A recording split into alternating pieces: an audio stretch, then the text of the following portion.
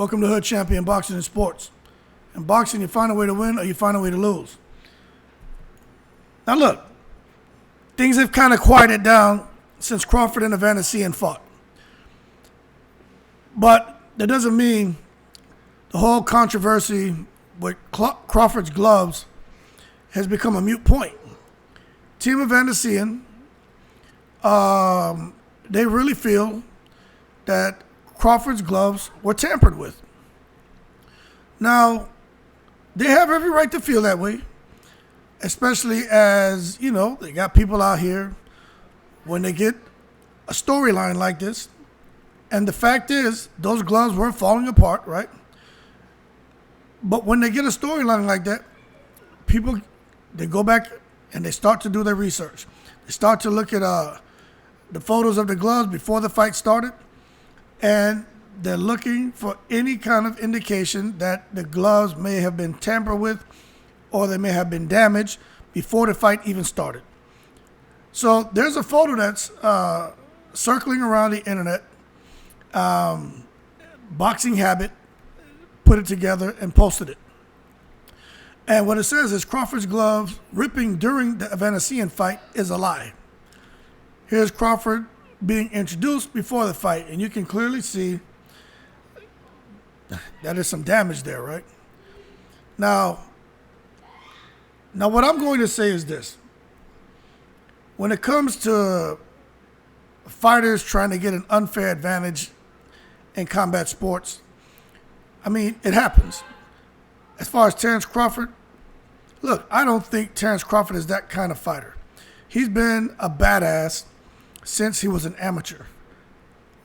He was a badass before Bob Arum hooked up with Kinahan. Okay? So I just can't see where Crawford would all of a sudden knowingly tamper with his gloves for any fight. Especially a guy like Avanesyan, who's a great fighter, don't get me wrong, but he's not on Crawford's level. But I also would say this. You're putting on a glove and you're trying to tell me that you don't see that the glove is ripped? I find that hard to believe. But I'm not here to say Crawford knew or didn't know. I'm just saying that's a pretty big damn hole in the glove. Now the thing is this. We talk about guys cheating, right?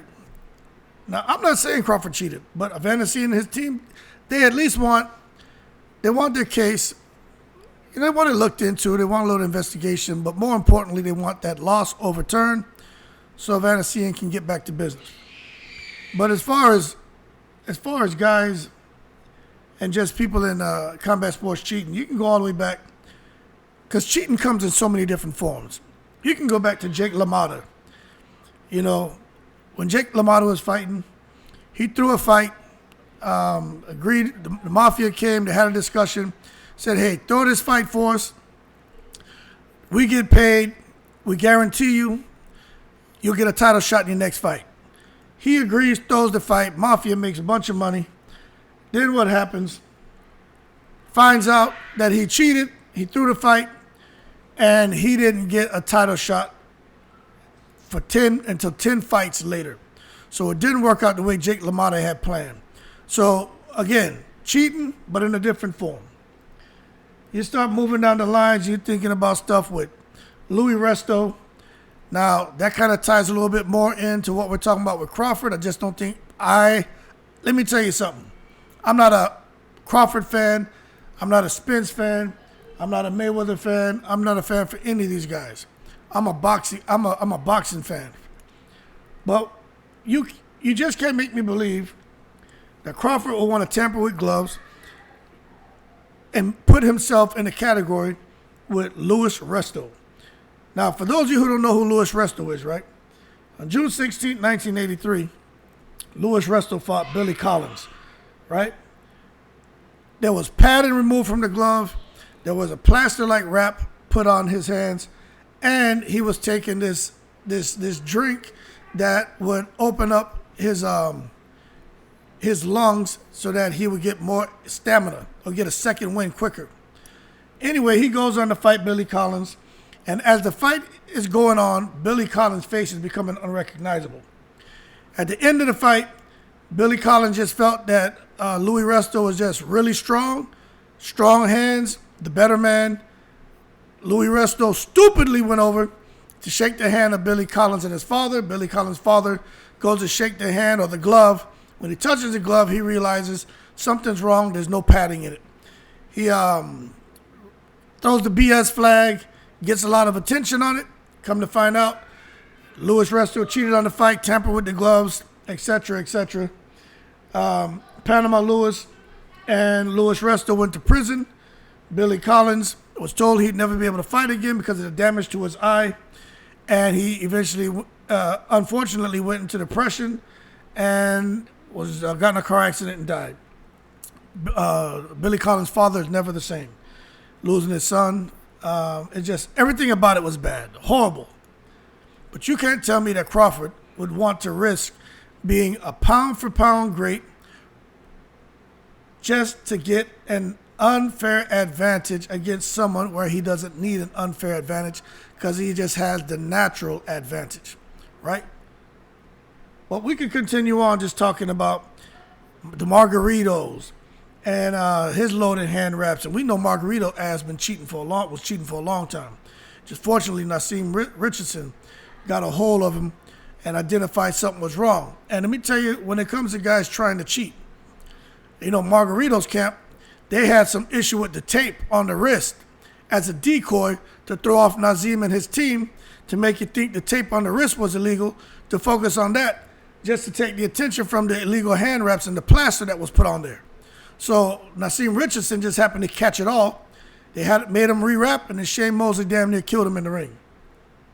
So I say all that to say this.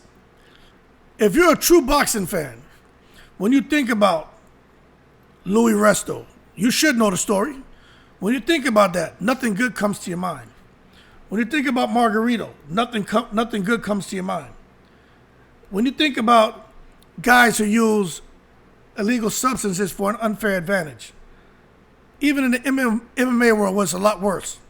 Even our beloved Anderson Silva got popped for cheating twice for anabolic steroids. A lot of y'all didn't know that.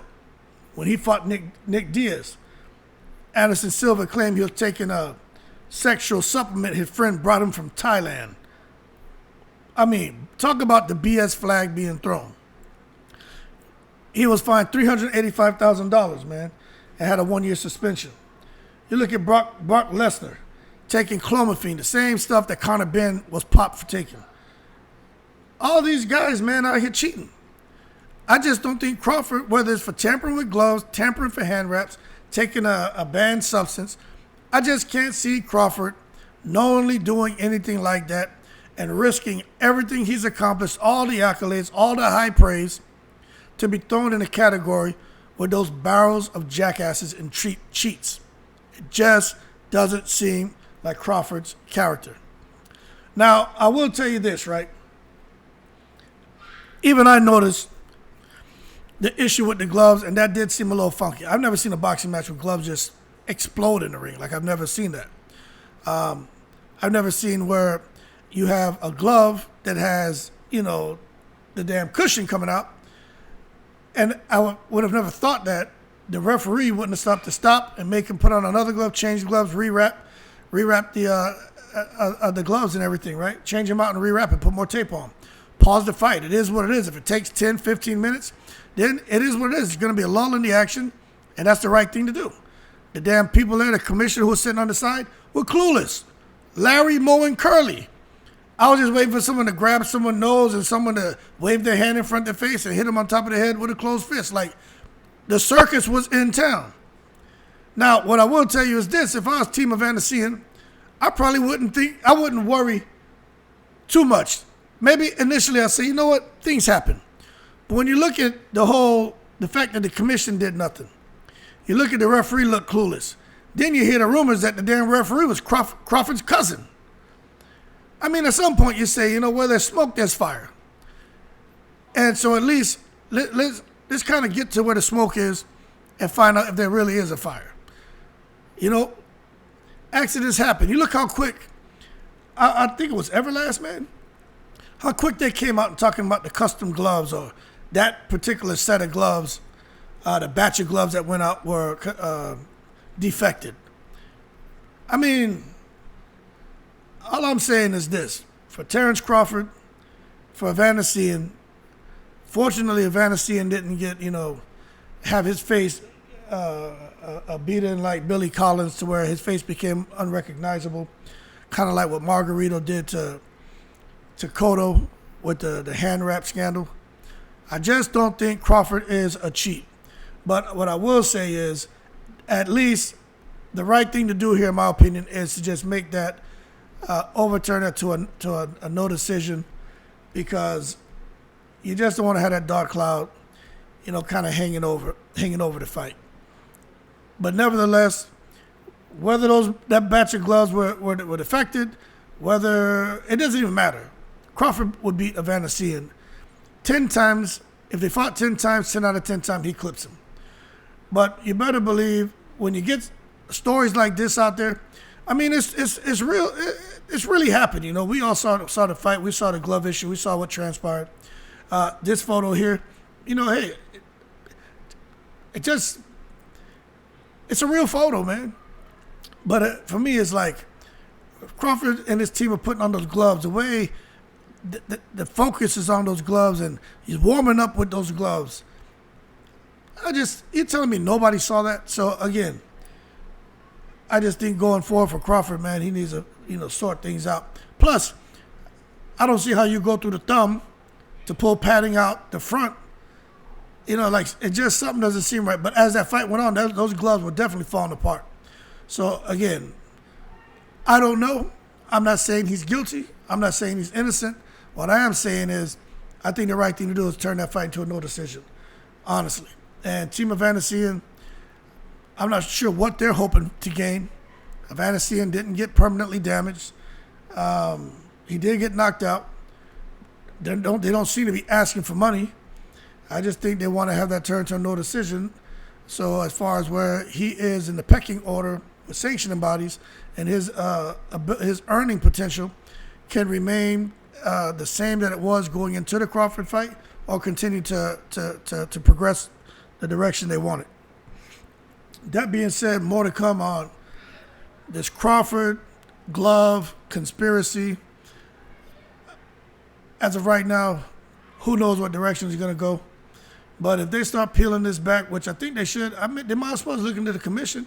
They might as well look into the referee to see if that's really his cousin. They might as well look into all that. But at the end of the day, no matter what they unearth, Crawford, in my opinion, doesn't need to cheat to beat an Avanesyan. So that's my 2 cents. At the end of the day, Avanesyan, they have a right to contest the knockout, to contest how the tampered glove or defective glove situation was handled, and hopefully that those decision makers will make the right decision, because the fight should have never been allowed to continue with that cushion coming out the glove like that. They missed an opportunity to do the right thing, and as a result, you got this whole damn can of worms that's kind of all over the place. That being said, y'all keep cool. Shout out to the veterans, all 7 continents. More to come on Terence Crawford and these gloves and Avanesyan, and I'm in the breeze.